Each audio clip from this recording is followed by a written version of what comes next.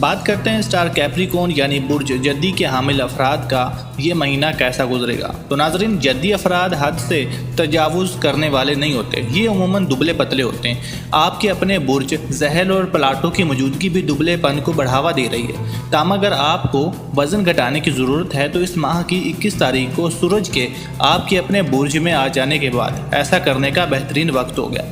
सितारों की घाल कुव्वत उस वक्त आपके जायसे के मशरकी यानी आपकी अपनी ज़ात से ताल्लुक़ रखने वाले हिस्से में मौजूद है। आपकी शख्सी आज़ादी शुहाब पर है। ये अपनी मर्ज़ी चलाने का वक्त है। बस इतना ख्याल रखिए कि आपकी मर्ज़ी में किसी का बेड़ा गर्क होने के इम्कानात पोशीदा ना हों। दूसरों को साथ लेकर चलना अच्छी बात है, लेकिन अगर आप इतना तकल्लुफ़ ना भी करें तो कुछ खास हर्ज नहीं होगा। अभी लोगों को खुश करने के बजाय अपने आप को खुश कीजिए।